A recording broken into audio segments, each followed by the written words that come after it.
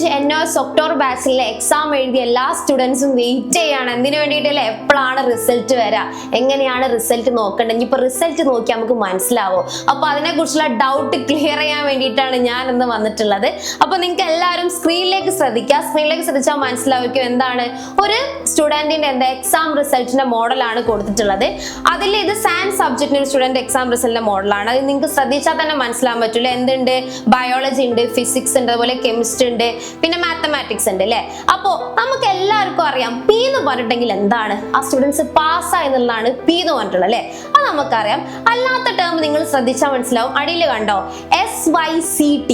എന്താണ് ഈ SYCT? അതുപോലെ തന്നെ വേറൊരു ടേം ആണ് SYCP എന്ന് പറയും, അതുപോലെ തന്നെ SYC എന്നും പറയും അല്ലെ?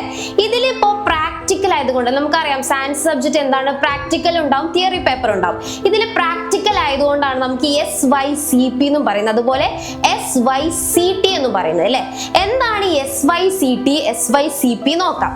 നമ്മളിപ്പോ ഒരു ഇത് സയൻസ് സബ്ജക്റ്റിൽ ഫോർ എക്സാമ്പിൾ നമ്മൾ കെമിസ്ട്രി എഴുതി വിചാരിക്കാം.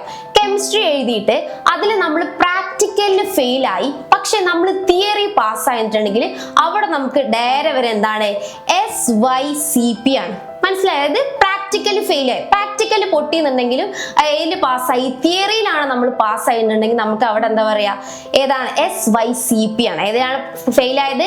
പ്രാക്ടിക്കലാണ് ഫെയിൽ ആയത്, അതുകൊണ്ടാണ് അവിടെ എന്ത് ചെയ്യുന്നത് SYCP എന്ന് പറഞ്ഞത്. ഇനി നമ്മൾ എന്ത് ചെയ്യാണ്, കെമിസ്ട്രി തന്നെ എടുക്കാണ്. കെമിസ്ട്രിയിൽ SYCT ആണ് വരുന്നതായിരിക്കുക.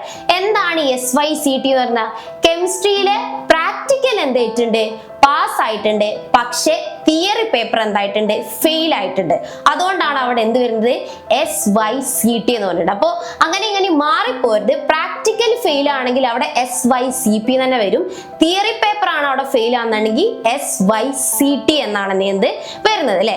ഇതെന്തുകൊണ്ടാണ്? ഇത് സയൻസ് സബ്ജക്റ്റിന്റെ മോഡൽ ആയതുകൊണ്ടാണ് SYCPയും അതുപോലെ SYCT എന്ന് കാണിക്കുന്നത്. ഓക്കെ, ഇനിയിപ്പോ നമ്മളെ ഹ്യൂമാനിറ്റീസോ കൊമേഴ്സോ എടുക്കാതിരിക്കുക, അതിൽ എന്ത് ചെയ്യുന്നില്ല, പ്രാക്ടിക്കൽ വരുന്നില്ല. അപ്പൊ അതിൽ പൊതുവെ എന്താ വരിക, SYC ആണ് വരിക. എന്താണ് SYC? ഇനിയിപ്പോ ഹിസ്റ്ററിയിലാണ് ഫെയിൽ ആയിട്ടുണ്ടെങ്കിൽ SYC എന്നാ വരിക. അതിൽ പ്രാക്ടിക്കൽ ഇല്ല, അപ്പൊ P ഇല്ല, T ഇല്ല, അപ്പൊ SYC എന്ന് വരും. അതുപോലെ ഇനിയിപ്പോ കൊമേഴ്സിൽ ഏതെങ്കിലും ബിസിനസ് സ്റ്റഡീസ് എടുക്കാം, അതിലാണ് ഇപ്പോൾ ഒരാൾ ഫെയിൽ ആയിട്ടുണ്ടെങ്കിൽ അവിടെ എന്ത് വരും, SYC എന്ന് വരും അല്ലെ?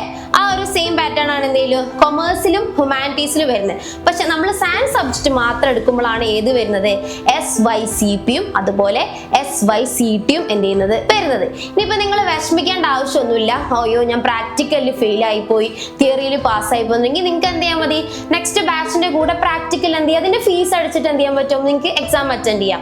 അതുപോലെ തിയറി പേപ്പർ ആണെങ്കിൽ എന്ത് ചെയ്യുക, നെക്സ്റ്റ് ബാച്ച് വരുന്നുണ്ട്, അപ്പൊ അവരെ കൂടെ എന്ത് ചെയ്യുക, ഫീസ് അടിച്ചിട്ട് നിങ്ങൾക്ക് എന്ത് ചെയ്യുക, തിയറി പേപ്പറും ക്ലിയർ ചെയ്യാൻ പറ്റും.